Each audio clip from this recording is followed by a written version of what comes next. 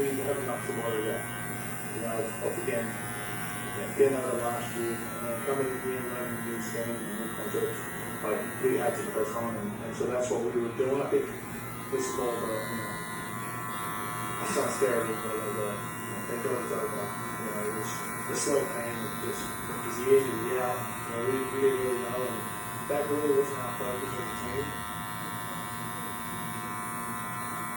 Brown let it know early in the offseason that he wanted to leave Philadelphia, and the front office got to work immediately. They brought in a number of wide receivers, including Dontavian Wicks. Of course, they drafted Makai Lemon in the first round, setting up all these pieces that they hope will fill the absence of A.J. Brown. And also the pick from New England, the 2028 first round, they think is going to be super valuable. That, plus the money that they free up, they think is going to help build them their next championship team. Yeah, Tim, it's been pretty obvious. We've been waiting for this for a while, all the way back to this year, and the support that they now have in the receiver room, racing for the next A.J. Brown with the big game. Anybody who's had a contract? I did see that. Who's working my lot? Left tackle for Philadelphia Eagles. Talk about we had to move on. We have to run a new scheme. It makes me think about the new offensive coordinator in Sean Mannion and what this offense looks like without A.J. Brown. Oh, yeah. You have a new offense. What do you think this Eagles unit looks like, Mike?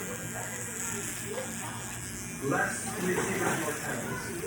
We will see Dallas Goedert in the second round. There's Dallas Goedert on the field at the top. I think that's going to be beneficial for everybody.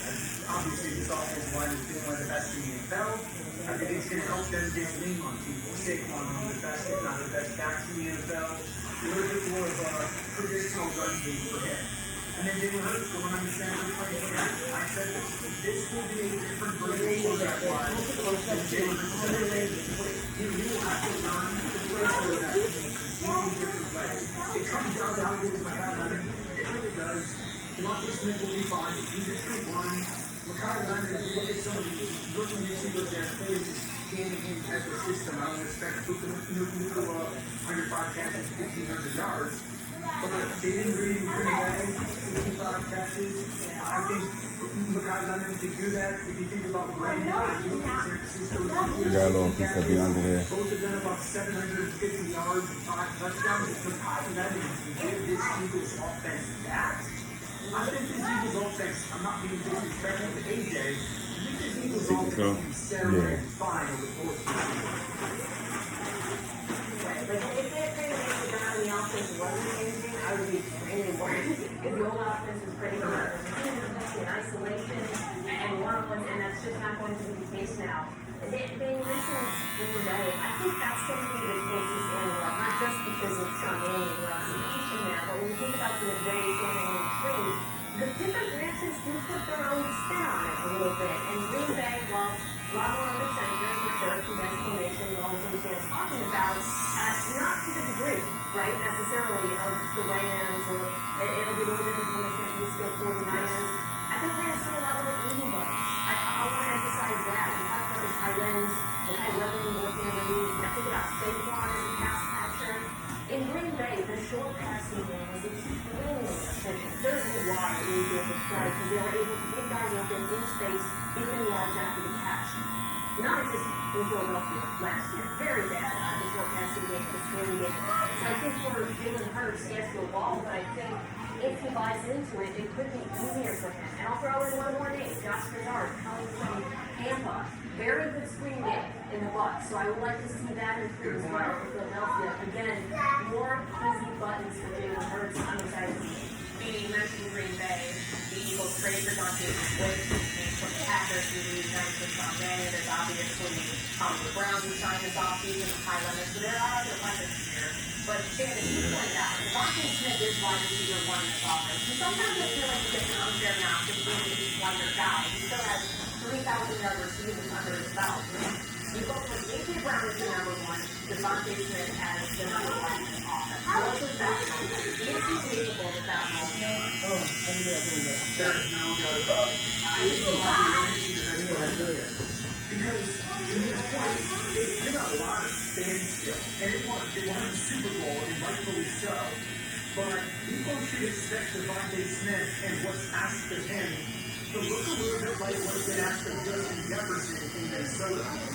constantly moving in formation, constantly getting stats, with looks and track casting, where he's running these deep ends or these deep crossers, where not only are there going to be holes in the defense, but his route running, the savviness of it, the understanding of where the defense is weak, will be taken advantage of. He has not been asked to do that, but he's capable of it, more than capable of it. I think he looks a lot like Justin Jefferson this year. Yeah, you could really run it out like this and deep overs, Devontae Smith, we're going to see so many, because while I do think Southeast is going to be more efficient and the short game is going to be a big part of it, Jalen Hurts throws a beautiful people. As much as he guys, face criticism over the years for disease limitations and whatnot, or any real ones, that is something he excels at, and Devontae Smith is a player who can line up outside and win, and can win too. When A.J. Brown has been hurt or not played, he has been extremely productive for Philadelphia. I think it's just football is from, I'm so excited about Philadelphia. I mean, you bring up Jalen Hurts. I want to get to this really quickly because there's so much now that falls on his plate. The onus within this offense. Back where it was 2 years ago when they won a Super Bowl. And how much of that responsibility is on Jalen Hurts? A lot. I mean, that's what comes with being QB1. I know sometimes we'll say, oh, you're getting more. Jalen Hurts is receiving now neither one of things when you're going to Super Bowl quarterback.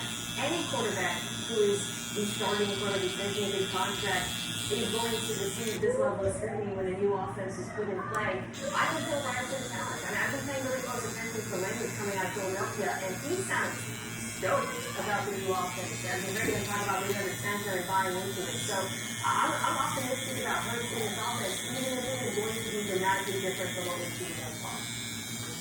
Corey, let me jump real quick. November. Let's give this offense and the quarterback to November. Yeah. Trust me, I know this offense. I know how it takes time. I said this about Caleb last year. When you see September, early October, it will improve. Jalen's going to have to play quarterback in a way he never has, where it's turning your back to defense and listening to your feet, learning where to throw. Give it to November till we really start to evaluate how well he can operate and how high this offense can go. True, and I mean, the one constant for Jalen Hurts throughout his college career, from Alabama to Oklahoma, throughout his pro career, new offensive coordinator, over and over again. All right, we got one here. The Cleveland Browns, released yesterday, created two-time defensive player of the year, Myles Garrett, for edge rusher Jared Verse, the first round pick in next year's draft in 2028, second, and third round pick in 2029. Here's Browns GM Andrew Berry about what's first for Cleveland. We made a trade with I guess, multiple, players. And usually when you're making trades, you're completely trading off price for future. And to get a player like Jared in the deal, where the defense still maintains its excellence, that was really attractive to us. Jared Verse, when he's 25 years old, he has been extremely productive, to say the least, in his first few seasons. His 99 pressures are third in the NFL. Oh, that's good. Michael Parsons and the players who was traded for him. Myles Garrett. Verse, relatively durable, but is also in unpossible games, including the playoffs, who's getting drafted in 2024. These are throughout the offseason. They are not trading Myles Garrett. They end up trading Myles Garrett, and what they got in return is Nina. Was it enough for Cleveland to justify the trade? I think so, especially because I'm high on Verse, who, he's far from the throw it. He's one of the more talented young players in the league. Parsons trade is the comp. That was 2 firsts and Kenny Clark.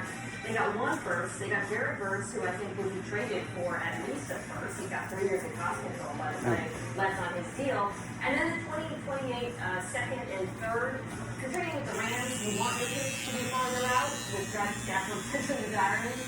So those picks combined, you add up like a late first, early second. So all told, you do feel good about this if you're the Browns, even if obviously you'd rather have Myles Garrett. It was just time. Tom's been the best defensive player in football for like a decade. He's won 68 games. Was it enough? Who knows? He could probably justify 4 or 5 first-round players for a player of his caliber. I think this is what this is about. Let's not run around it. This is about you don't build new stadiums unless you have a quarterback. The Browns, they're building a new stadium. It opens in 2029. You need a quarterback, or you don't matter. This is about Arch Manning. This is about C.J. Carr. This is about Dante Moore. okay? These young